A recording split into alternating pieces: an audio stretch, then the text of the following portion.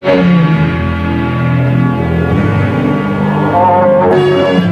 ingat saya. Kita masih dalam keadaan tidak terlihat. Ya, betul yang mulia, betul. Tapi bagaimanapun juga, cepat lakukan sesuatu. Pertama-tama, kita harus hindarkan masalah dulu.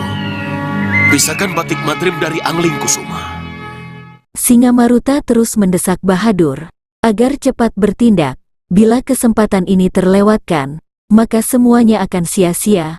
Penyihir sakti itu akhirnya memisahkan batik madrim dan Pangeran Angling Kusuma dengan mengirimkan angin sakti yang membawa Patih Malwapati itu jauh dari Pangeran Angling Kusuma.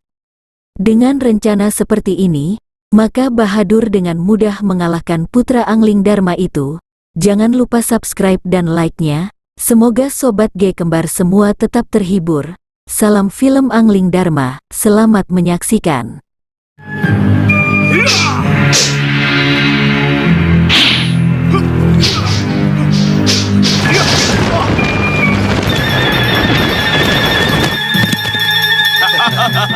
Lepaskan aku.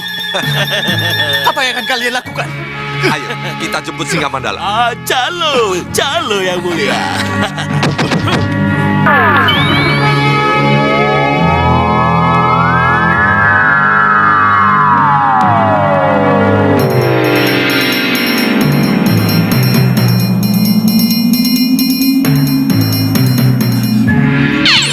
Gusti Prabu. Yang kita cari sudah kita dapatkan.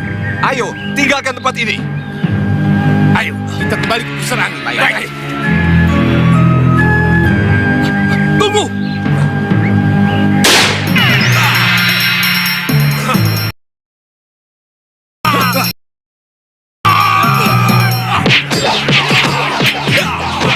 Saat hendak berangkat menuju istana pusar angin, tiba-tiba Bahadur dan Singamaruta dikejutkan dengan kedatangan Patih Jurang Grawa, Reksa Jaba, Jelang Perong, dan Reksa Jero, beserta seluruh prajuritnya. Pertarungan pun tak dapat dihindari lagi. Keadaan ini membuat Bahadur dan Singamaruta bingung. Bila mereka berdua melawan prajurit Jurang Grawa itu, maka Pangeran Angling Kusuma tak bisa dibawa ke negeri pusar angin. Namun Bahadur mempunyai strategi khusus untuk mengalahkan prajurit Jurang Grawa itu, dan pada akhirnya mereka semua bisa diatasi oleh Bahadur. Dengan membawa Pangeran Angling Kusuma ke pusar angin, maka Singamaruta dan Bahadur dengan mudah mengambil mustika sakti Kalung Hyang Antaboga. Seperti diketahui, pusaka sakti itu sangat diminati oleh para pendekar tokoh golongan hitam. Kini kesempatan Bahadur ada di hadapannya. Dengan kesaktiannya, Patih Batik Madrim bisa lepas dari pengaruh sihir Bahadur.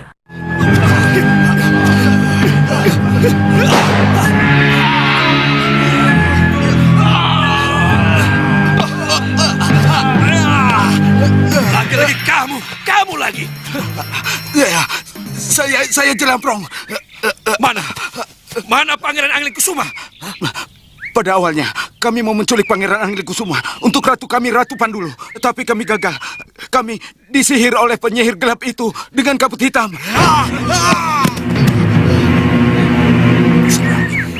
Ya, pusar angin.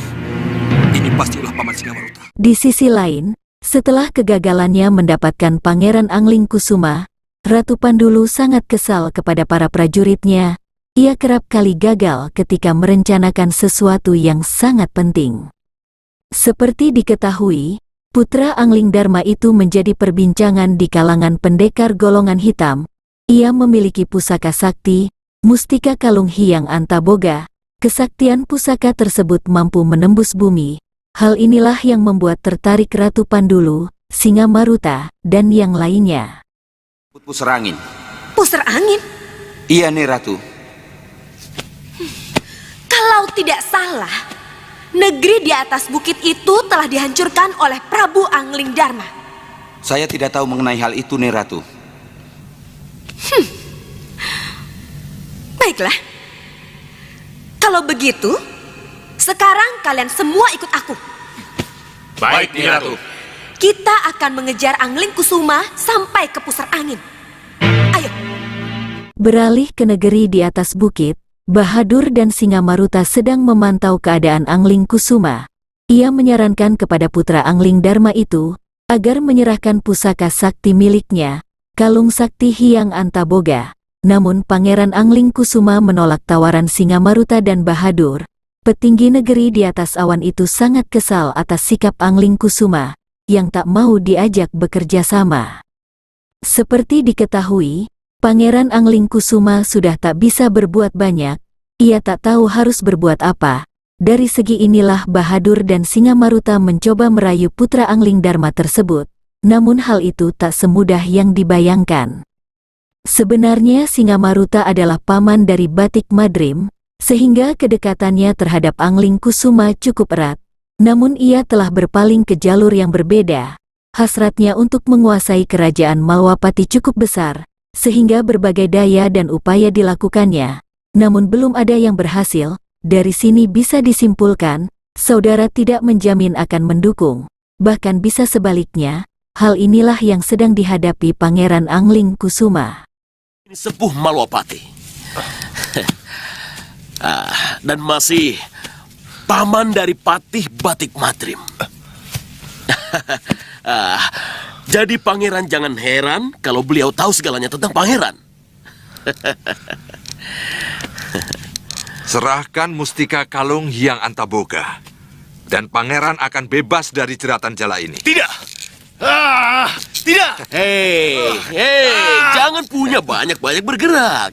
Nanti sakit, Tidak! Serahkan mustika kalung Hyang Antaboga, atau pangeran akan tetap terkungkung dalam jala itu selamanya. Tidak! Tidak! hei. Sudahlah, biarkan selamanya di sini. Tidak! Lepaskan! Sebagai seorang raja yang sakti, Prabu Angling Dharma merasakan apa yang dialami oleh putranya.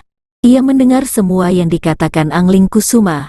Hal ini yang membuat Raja Malwapati itu tampak terlihat cemas dan gelisah. Begitu juga dengan Dewi Sekarwangi. Ia dengan jelas melihat Pangeran Angling Kusuma berada di pusar angin, namun ia tak bisa berbuat apa-apa. Sebagai raja yang bijaksana, Prabu Angling Dharma berusaha menguatkan batin putranya. Ia berkata, inilah kehidupan, banyak lika-liku yang harus dihadapi, jalani apa yang harus dijalani. Prabu Angling Dharma yakin dengan kemampuan putranya yang sanggup lepas dari masalah yang ia hadapi saat ini. Serang pakai pedang.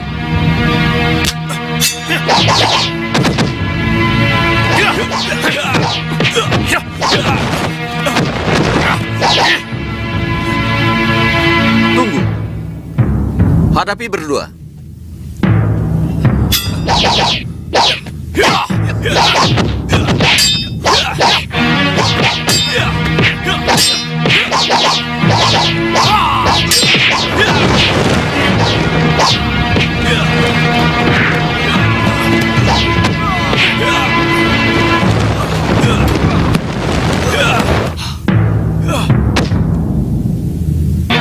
Cukup. Cukup, Raden. Cukup. Raden sudah lelah. Tapi saya tidak lelah, Ki. Taruh pedang kalian. Tapi lawan tanding. Di sisi lain, Pangeran Danurwenda sedang berlatih. Ia dalam situasi yang tak menentu, amarahnya sedang memuncak, latihannya pun tak didasari lagi dengan pembelajaran, melainkan rasa jemu yang berlebihan. Dengan semangat yang memuncak, Pangeran Danurwenda bergegas menemui ramandanya, Prabu Angling Dharma di Malwapati. Kiparusa ditugaskan untuk mengawal Danurwenda dari kejauhan.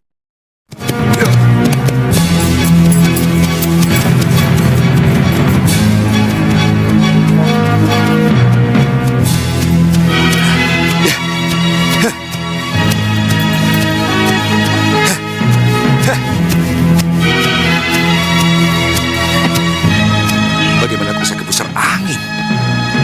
Dengan apa aku bisa terbang ke sana? Gusti Patih! Ki Jantur?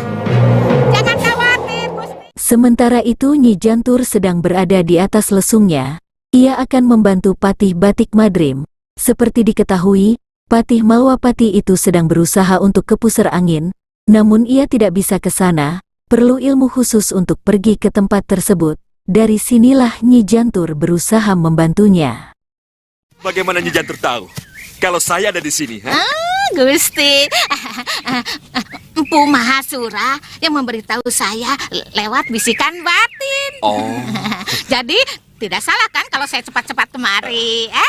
Nyi Jantur, tolong antarkan saya ke pusar angin, Nyi. Itu memang tujuan saya. Itulah saya. Sebelum berangkat, Nyi Jantur mengatakan kepada Batik Madrim, bila naik pusaka saktinya harus siap, karena bila tak terbiasa akan terasa aneh. Tujuan dari Patih Malwapati itu adalah ingin sampai di negeri pusar angin. Ia akan membawa kembali Pangeran Angling Kusuma ke Malwapati. Sebelumnya Bahadur berhasil membawa putra Prabu Angling Dharma ke pusar angin. Kini Patih Batik Madrim berusaha membawanya kembali sebagai tanggung jawab atas tugas yang ia emban.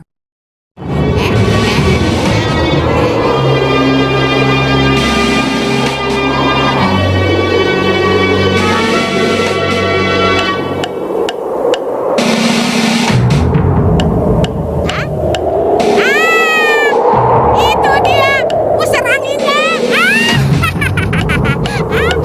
Nyai, kita harus selamatkan Pangeran Angling Kusuma. Baik, Gusti. Turun.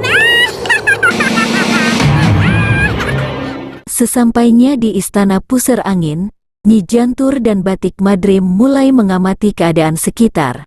Setelah merasa kebingungan dengan tempat tersebut, keduanya langsung dihampiri oleh prajurit pusar angin. Tanpa berbasa-basi, prajurit tersebut sudah bersiap-siap. Mereka menjalankan apa yang menjadi kewajibannya. Namun di saat ini Nyi Jantur masih bisa memberikan nasihat kepada mereka semua. Akan tetapi hal tersebut sia-sia semata. Seperti diketahui, kedatangan Nyi Jantur dan Patih Malwapati itu untuk menjemput Pangeran Angling Kusuma, yang semulanya Bahadur berhasil membawa putra Malwapati itu ke pusar angin. Kini keduanya dibebani untuk bisa kembali membawa Angling Kusuma ke Sugaluh, seperti rencana semula. Pada akhirnya para prajurit itu tak tahan dengan sikap Nyi Jantur yang seolah-olah tak berperilaku baik. Sebenarnya hal demikian itu hanyalah taktik semata. Untuk menguji kesabaran para prajurit Singamaruta tersebut, pertarungan pun tak dapat dihindari lagi. Kali ini Patih Batik Madrim yang menghadapi mereka semua. Sementara Nyi Jantur menyiapkan rencana berikutnya untuk membawa Pangeran Angling Kusuma. Gusti Patih, apa saya perlu menyihir mereka? Jangan dulu, Nyi. Saya mau menanyakan keberadaan Pangeran Angling Kusuma. Serang! Ya!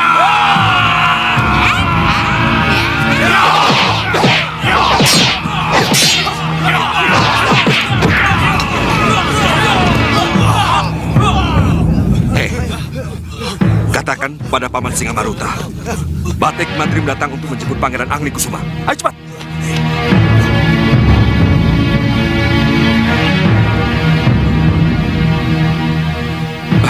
Hati-hati, Nyi. Bahadur ada di sini. Oh, kalau begitu kita bagi tugas. Iya. Gusti Patih ke Balairung, saya akan membuat kejutan. Kejutan? Nyi Jantur! Nyi Jantur! Apa? Batik Madrim ke sini? Iya, Yang Mulia. Dan dia bilang ke sini mau menjemput Angling Kusuma? Iya, Paman. Saya datang untuk meminta kembali Ananda Angling Kusuma yang telah Paman rebut secara paksa dari saya.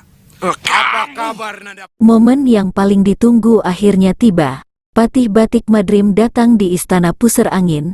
Pimpinan Singamaruta, betapa heran dan kagetnya Bahadur, Singamaruta dan Singamandala. Batik Madrim memberanikan diri menemui pamannya tanpa membawa prajurit. Seperti diketahui, Singamaruta adalah paman dari Batik Madrim, yang sebenarnya masih kerabat dekatnya. Namun Raja Pusar Angin itu menganut aliran golongan hitam. Sementara itu, Pangeran Angling Kusuma adalah cucunya. Itulah yang terjadi bila kekuasaan sudah menjadikan seseorang lupa akan segalanya. Perdebatan terus saja terjadi. Singamaruta sudah tidak tahan lagi berada di Mawapati. sehingga ia menyeberang ke golongan hitam. Permintaannya adalah ingin menjadi raja sakti yang tak terkalahkan. Dengan memiliki mustika kalung Hyang Antaboga, maka ia akan disegani di seluruh pelosok negeri. Mustika itu sangat berguna untuk seorang raja seperti yang mulia. Mustika kalung Hyang Antaboga bukan untuk golongan hitam. Tolong, kembalikan Ananda Anglikusuma kepada saya. Aja. Lepas dulu mustika kalung Hyang Antaboga. Baru Anglingkusuma saya kembalikan.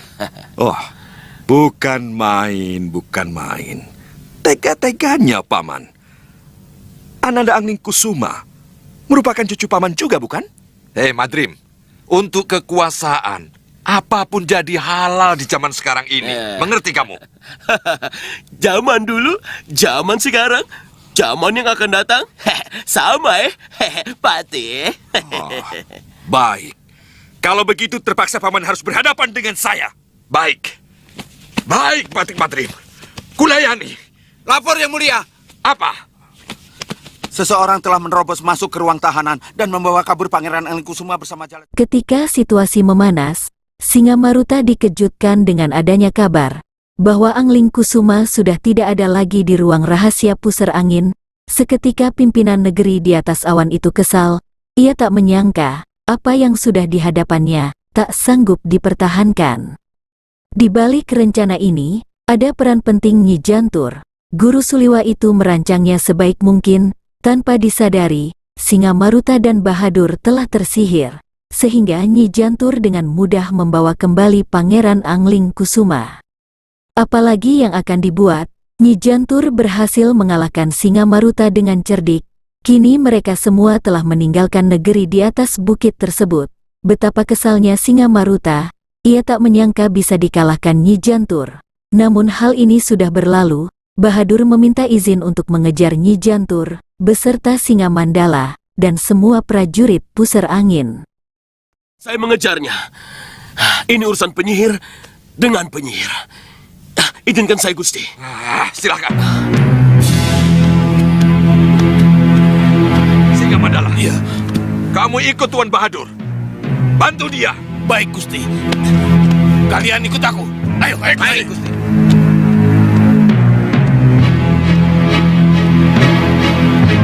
Jantur.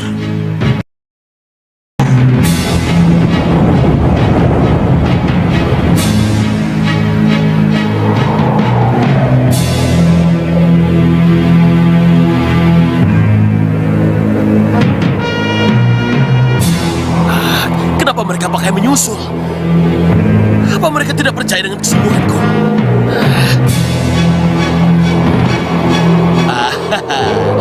Atau Singamaruta takut kehilangan Bahadur ya?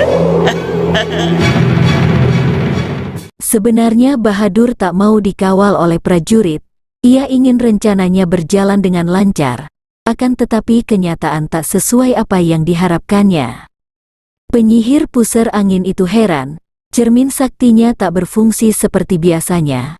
Ada sebuah kabut tebal yang menghalangi perjalanan mereka semua. Belum diketahui apa sebenarnya yang terjadi. Saya lakukan.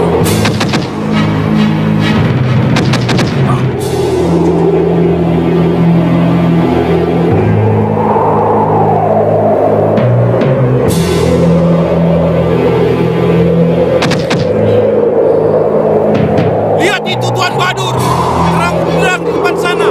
Iya, terang benderang. Tapi Perjalanan Bahadur ada yang menghalangi. Sebuah kabut hitam ada di hadapannya. Setelah diteliti, ternyata Ratu Pandulu dan pengawalnya sedang berada di tempat yang sama. Belum diketahui apa tujuan mereka ada di tempat tersebut.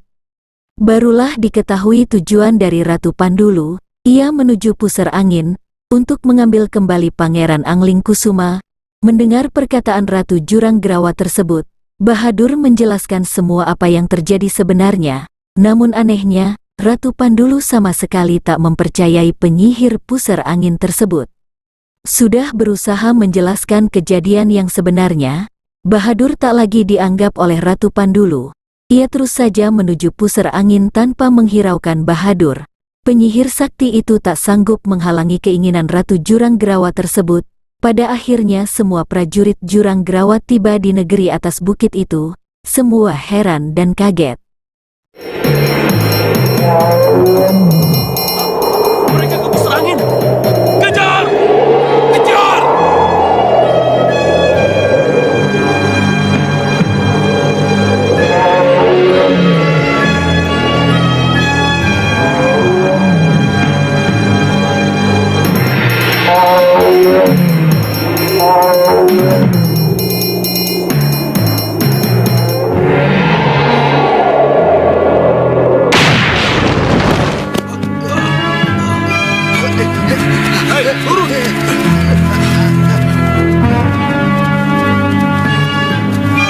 Kalian masih membandel ya? Ayo, serang!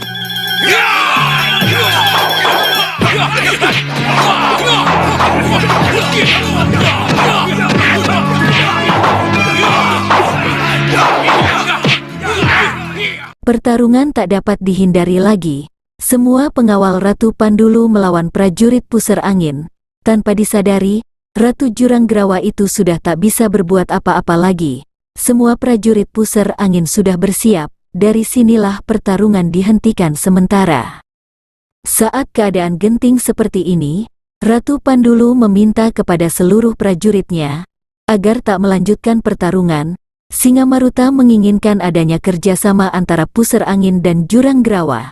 Namun Ratu Pandulu menolak tawaran Raja Negeri di atas bukit tersebut. Ia tak mau bergabung dengan orang yang tak menepati janjinya. Semua akan dikhianati nantinya, ujar Ratu Jurang Gerawa tersebut. Seperti diketahui, kedua pimpinan tersebut mempunyai tujuan dan rencana yang sama, menguasai mustika kalung Hyang Antaboga yang saat ini dimiliki oleh Pangeran Angling Kusuma. Namun Ratu Pandulu merasa ragu untuk bergabung dengan pimpinan pusar angin tersebut. Ia tak menginginkan sesuatu hal yang tak diinginkan di waktu yang akan datang. Lihat itu! Kalian mencari Angling Kusuma, bukan? Ya, Angling Kusuma sudah direbut kembali oleh Pate Batik Madrim dan Nyi Jantur. Yang mulia, saya sudah punya kata-kata. Tapi mereka tidak pernah punya mau percaya, Yang mulia.